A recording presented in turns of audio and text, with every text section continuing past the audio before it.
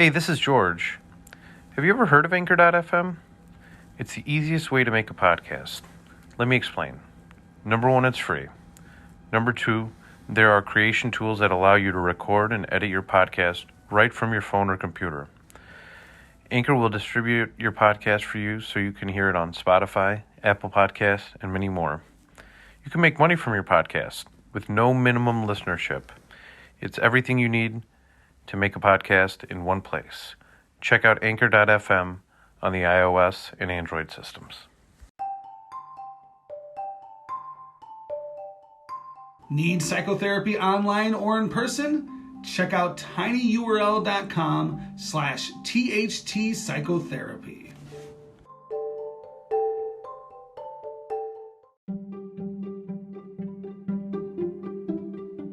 The George Brassey podcast is made possible with funding provided from Brassey Global Strategies, LLC, a leading political consulting, public policy, government affairs, and research firm. Are you interested in running for elected office? Need advice? Call or email George, 708-769-5015. Brassey Global Strategies 1@gmail.com. Freeze doesn't stop Chicago Heights City Council from taking care of business.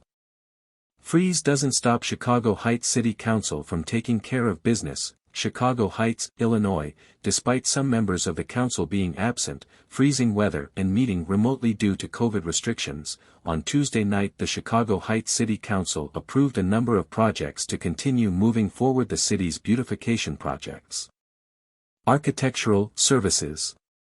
With Alderman Vincent Zaranti sitting in as acting mayor for Mayor David Gonzalez, the council approved an agreement for architectural services with TRIA Architecture.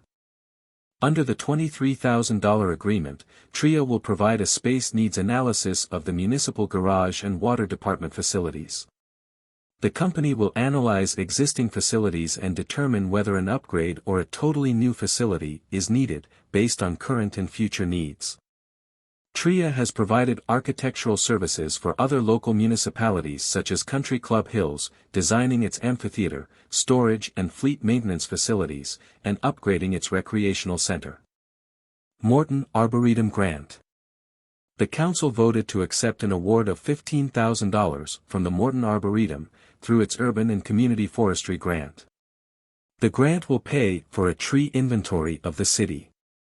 Funding for the grant is provided by the United States Department of Agriculture Forest Service through the Illinois Department of Natural Resources Urban and Community Forestry Program.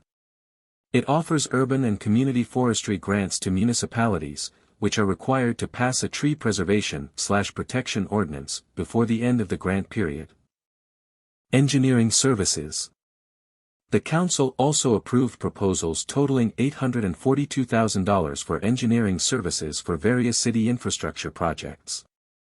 Chief of Staff Karen Zarant said the projects include sewer and resurfacing work around the city.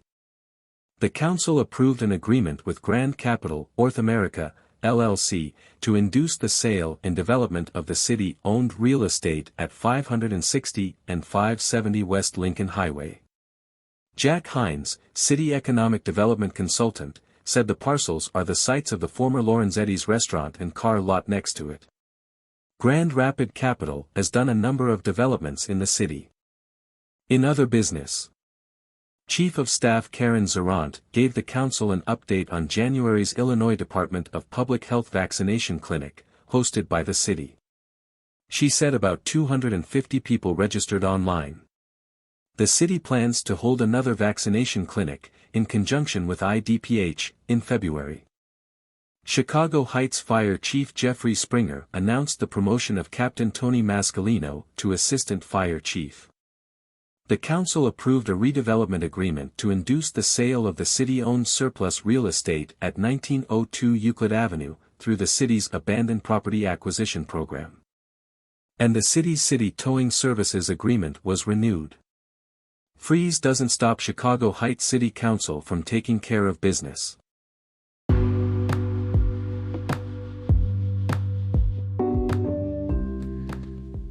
Before we get to the interview, I just want to tell you about our newest sponsor. Union Signs and Printing. Union Signs and Printing is a union sign shop located near Chicago, Illinois, that specializes in the production of corrugated plastic lawn signs used in applications ranging from political and election usages to unions, schools, and businesses. They also produce a vast array of other products, including American-made, union-printed t-shirts, banners, bio cards, literature, door hangers, business cards, and trifold. Get a hold of Union Signs and Printing at 815-740-1688 or find them on the internet at unionsignsandprinting.com. And don't forget to tell them you heard about their services on the George Brassey podcast.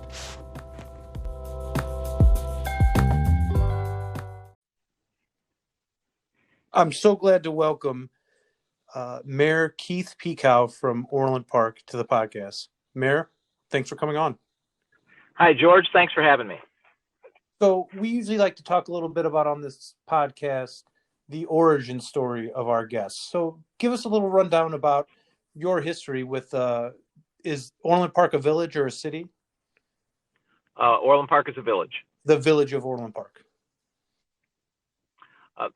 So I was born and raised here, actually adopted and raised here. So I arrived here when I was a month and 6 days old in 1966 and grew up here, went to school here, played in the Orland, Youth Association baseball, Pioneer football. In fact, the Pioneer organization, both those organizations are still here.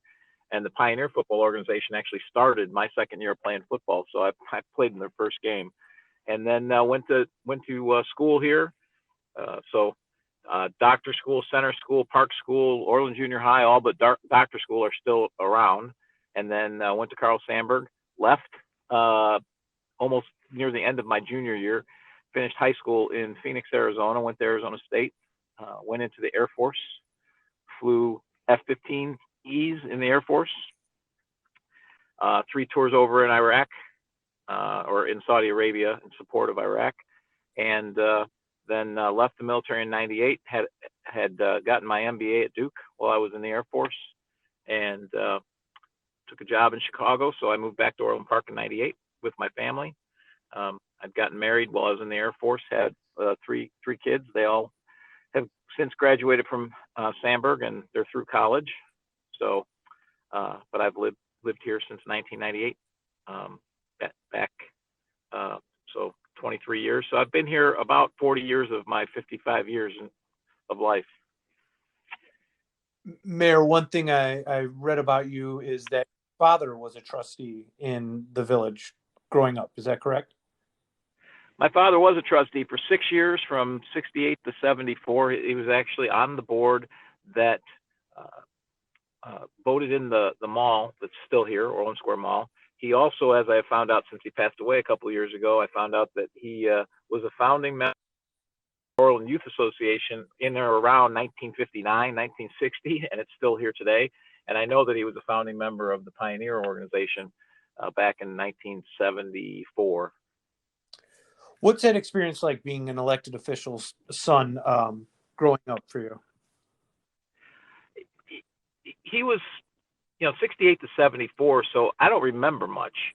He was 8 years old when I do remember him losing the election, and he didn't really talk about it much. He lost primarily by the people who live next to where the mall was going to be built. That's basically the only precinct that he lost, and it was enough. Actually, all 3 of the trustees that voted for it lost. But I remember, the one thing I do remember from that time is that it was the first time that they ever had slates and different parties running, because what happened when the mall was approved is the machine from Chicago tried to come in to Orland Park, and they successfully did and defeated all 3 of those trustees. So it was a small town Orland Park, and I remember they were very frustrated because that's not the way that they typically did business. It was just small town where people knew everybody. And suddenly they had the outside influence. They had Channel 2. I remember Walter Jacobson running exposés during the middle of the election that angered my dad and others a lot. So at a certain point in the village's history, the mall was opposed by a percentage of the residents. Well, certainly, you build something that big in a town of 6,000 people. The people that lived near the town or near the mall were very unhappy. Everyone else was fine with it. It was the people that, and that was a big chunk of town at the time that lived near the mall. But as my dad said, and he died just a few years ago, what he told me, he says it was the easiest decision he ever made, and he said he wouldn't change it. He doesn't care that he wasn't elected. He said it was the right thing for the town then. It's still the right thing. They did the right thing. It's still showing to prove that way, to be that way now. And as he said, it was going in somewhere along LaGrange Road. If Orland Park didn't get it, somebody else was going to take it, and we would have had all the headaches and none of the revenue and none of the benefits. Is the mall still something that's really important to your administration in the village? It is, and there are, my opposition in this upcoming election wants to turn it into a town center. And about 10 years ago, they actually met with the owners of the mall, Simon, to propose that to them, and they politely told them there's no way they're going to do that. Why would they do that with a fully rented mall at high rents that's top 1% in the country as far as traffic and top 10% in revenue? Just because malls are going away doesn't mean every mall is going away, and this one will be one of the survivors. It's over 10% of our property tax. It's over 10% of our sales tax revenue, and probably indirectly, when you look at 50% of the people that come there go to and shop somewhere else in town as well. That at every one of their visits, indirectly, it's probably another 30 to 40% of our businesses that survive because of the traffic the mall brings. You mentioned that the mall is a real big anchor for you, and there was a lot of opposition to this in the past, and your opponent wants to make it a town center. Can you tell us a little bit about what that means, a town center, and what that would look like? Well, a town center, it's kind of an outdoor walkable area with a bunch of housing to go along with it. But what that requires is tear down the entire mall. Well, if you tear down the mall, first off, no one's going to come back in and build something else. And secondly, even if they were planning on it, after 4 years of building it, what do you think would happen to all the businesses around that? They would all die in the meantime. And that doesn't make sense for a mall that, if you think about it, we lost Carson's, Sears, Toys R Us, and then associated with that, Babies R Us and Carson's Home Goods, all in the same month of February 2018. I was in office for about 8 months when that happened. And immediately in February, we approved an AMC going into the Sears. Now, it hasn't been built yet. They were just starting construction. They did the interior asbestos removal. Then COVID hit. Obviously, movie theaters are, having their issues through COVID, so they put everything on hold. As far as I'm aware, it's still planned to be built. They still have a lease, but they're waiting for all of this to shake out. I can't blame them. I'm also kind of glad they delayed a year to build to get to this point, because had they built and then they went out of business, then we wouldn't have, it would be very difficult to fill. So if something does happen and they change their mind, we're in a better position. Additionally, Carson's left Labor Day weekend of 2018. Within a month, we had an agreement with Von Mauer to fill that space. And in a year, they totally rebuilt, put $45 million investment total into their place. So you think about all the malls in the country that have lost all these anchors, including Oak Brook, and we've essentially filled them all. We filled them within 7 months of losing those anchors. So I think that speaks volumes to the mall and to the attractiveness of Orland Park for shoppers. Mayor Keith, is this position as mayor, is this your first elected office? It is. First time I ever ran for office, and so this is my first term that finishes up here in May. So this will be your first re-election campaign? Correct. Tell us a little bit about what motivated you to run for office in the first place, because I know as an elected official, it's a life-changing decision. So why did you decide to run for mayor? So back in October of 2016, our former mayor, who is now my opponent, and the village board at the time elected to make the mayor's position full-time, raise the pay from $40,000 a year to $150,000 a year. You could make the argument that the mayor's position should be full-time. It certainly can be. It has been for me, because as you know, if you set if you set a salary and a position, it has to stay that way for that whole term. So it has been full time for me. But the real play here was the former mayor had 32 years of service at part time, that he get 32 years of pension credit. So highest 4 years of your last 8 for him is what his pension would be based off of. So had he won, his pension would have went from for a pension that was a little over $1 million, it would have added $2 million to his pension when he would have put $20,000 more in. So for 4 years, putting in 20 grand and getting 2 million back over the next 20, to me, that was unacceptable. And I looked for other people to run, to support. Nobody was running, and I said it can't be allowed to stand. You just cannot allow this kind of behavior. And so I did some research. I made the decision in the course of about a week, and then I was on the ballot a week later. I went out, got all the signatures I needed, and a week later I was on the ballot. And you go on to defeat the incumbent, and now he's running against you in a rematch. Correct. So I beat him by 9.5 points, and now he's running again. Correct. One of the things I found interesting about your leadership and your term as mayor is, even during the pandemic, you've been really supportive of your businesses.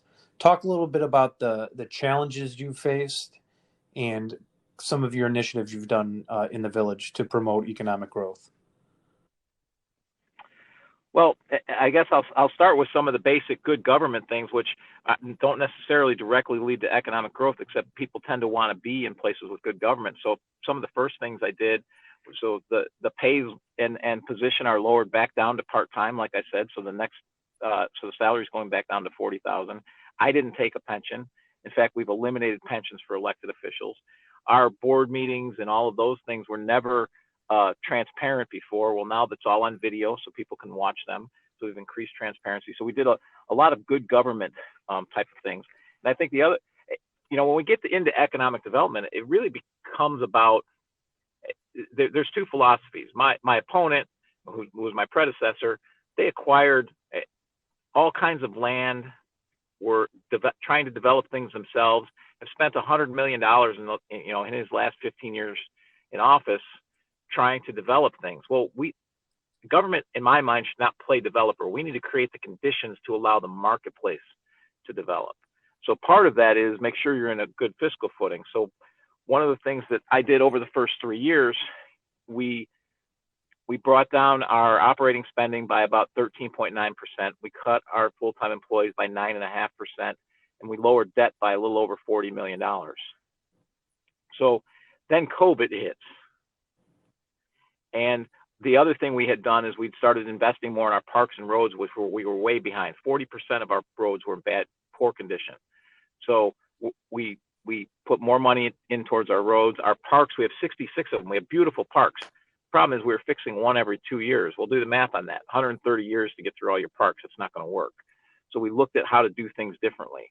Instead of totally rebuilding every park when we look at it, we actually identify what needed to be fixed and are focusing our attention on what needs to be fixed. So last year alone, we fixed 7 parks, did a major renovation on one of our 3 major parks. We also fixed, I think 10 basketball courts, 8 tennis courts, put up 7 pavilions. Instead of throwing all of our money at 1 or 2 parks, we were able to spread it out quite a bit. So we put all of that in, and that really helps bring people here. People want to live here, so obviously those people support all of the businesses that you have. And then when COVID hit, we were in a unique position. I spoke with our village manager right when it hit, and I said, one thing we cannot do is we cannot be paying employees for not working. So we need to make sure they're at work. We need to figure out how they come to work safely, but they need to keep working. It can't be like the state where over half of the workers aren't working, but they're getting paid. That just can't happen. Taxpayers deserve things to be, to have people actually providing services for what they're paying them. So we did that. We also did not cut our capital program, so we continue to fix our roads, continue to fix our parks, and we didn't panic. And we didn't panic because we had taken over $40 million of debt off the books.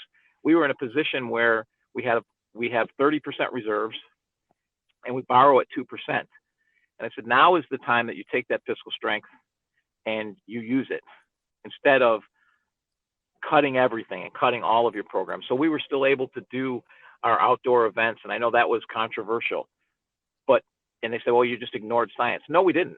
If you came to our events, you'll know that we had square pods painted on the ground, 8 by 8 feet, 6 feet apart.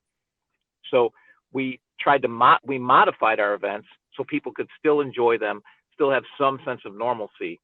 And we were able to do all that because we made some good decisions the previous 3 years. Had we been on the fiscal precipice, we would have had to do like many other towns and cut everything, but we didn't have to do that. So, needless to say, Mayor Keith, you were very critical of Governor Pritzker's restrictions that were in place. I was, and I was also, we tried to reach out to him. We tried to work with him. I think we sent numerous letters signed by, 6, 8, 10 mayors. It started with the original shutdown when we shut down things, for example, like golf courses, which made no sense. And we shut down parks, which also made no sense. We need to be outside. And as it turned out, a month and a half later, oh yeah, you need to be outside. Well, yeah, that was pretty obvious from the beginning. We shut down small retail stores, but we allowed Costco and Target to have thousands of people in it every day. How does that make any sense? So we pushed back hard on that. And eventually, a couple weeks after we sent our letter and pushed back, those things opened up. Then we developed an opening plan because the state, we were only supposed to be closed for 30 days. We developed an opening plan. There was a lot of criticism for that opening plan, except that we sent that opening plan to the state 10 days before the state came out with an opening plan, and 90% of our plan is in their plan. I still encourage people to look at our plan today. It's more detailed than the state's plan. So, because if you're going to be we didn't know the state was going to extend it another 30 days. You have to be prepared to open. So that's what we did. When you look at some of the closures, the targeting of restaurants, that didn't follow the CDC or the WHO's guidelines. And at the same time, we're keeping restaurants closed, but opening long-term care facilities when it was clear that it was over 50% of our deaths and about 10% of our cases. That made no sense to me. We needed to protect our seniors and we needed to get our businesses opened back up. And I thought the approach to it was completely backwards, and as did a lot of other mayors. And it was the pressure we put on. It wasn't just us, throughout the state. The pressure put by all the people throughout the state on this made a difference, because I know behind the scenes, restaurants were going to be closed another month, restaurants and gyms. And, I know we filed a lawsuit, and some people are critical of that. We spent, I think, about $60,000 on that.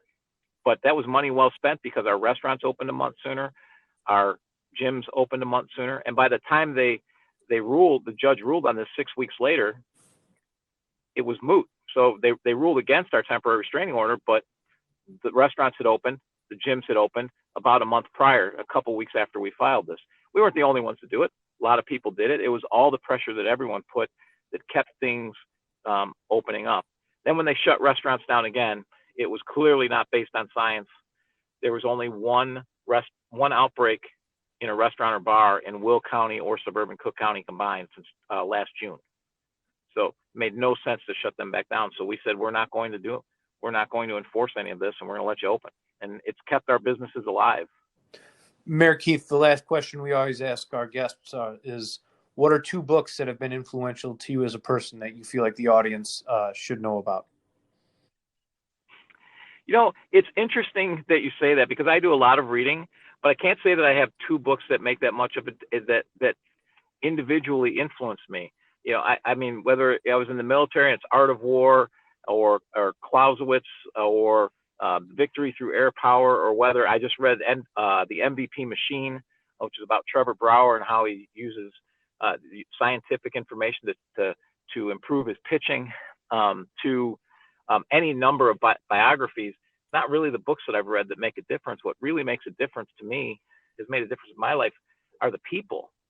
It's the people that I've met that have had an impact in my life, whether it's a teacher, whether it was a commander in the military, whether it was your parents. It's those things that people do for you. So that, to me, that reminds me that it's what I those things that I do for others, it has an impact. When I coached, baseball and basketball, I have kids now that are in their 20s come up and tell me what an impact I made. That's what's really important. And I guess what I would say is, look at all the biographies people read or they recommend reading, and all the biographies I've read. I think the common theme in all of those biographies is that none of them got a lot of help from the government or public aid. What they had was a lot of hard work, a lot of effort, and that's what made whether it's Walter Payton, whether it's a movie star, whoever it is, it's hard work and effort and perseverance that got them to where they were. They live in a great country with all of these opportunities, and nobody has it easy. Everybody has obstacles, but they all work extremely hard. And I guess that my takeaway on the two books right now that I would read, though, that seem to be very, unfortunately, far too real in today's world, is 1984 and Atlas Shrugged. Those are probably the two books right now. I would say read those because it's kind of scary how much the real world is imitating fiction. Mayor Keith, where can the people find you on the internet? Tell them when the election is. KeithPekau.com. So that's KeithPekau.com. And when is the election? The election is April 6th. Early voting starts March 22nd. Mayor Keith, thanks for coming on the podcast. Thank you very much, George. I appreciate it. Bye. Help George stay on the Chicago Heights City Council. Go and donate today at tinyurl.com/AldermanGeorge 2023.